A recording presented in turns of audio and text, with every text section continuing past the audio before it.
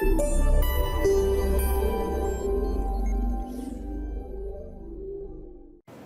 is about 5 years old, give or take, and over the past 5 years we've introduced a bunch of new features, from photos to events to the Facebook platform, and with each of those feature changes came a new privacy control, because we've always been really focused about giving people control about how they share.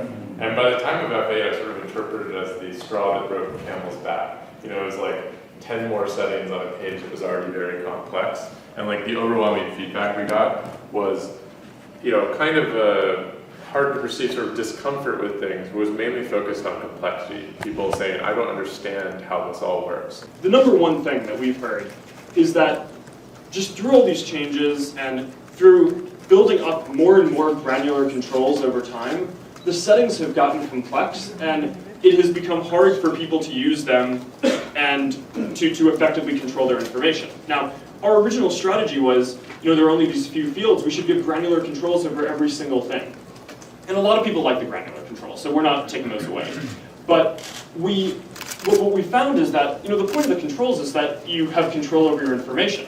But if it gets to a point where it's so hard to use all the controls because there are so many of them, then you don't actually feel like you have control over your information, and that makes it so you don't actually feel comfortable sharing as much information as maybe you otherwise would have. I think the fact that it's just a single switch is the most important thing. You know, before, if you, let's say you were a more private person and you wanted most of your, like pretty much all your stuff just to be friends only, now you can do that in 2 clicks. You click friends only, you click save, and you're done. In a couple of clicks, you can change all of your content to be friends only, or open to everyone, or open to friends of friends, or whatever you want.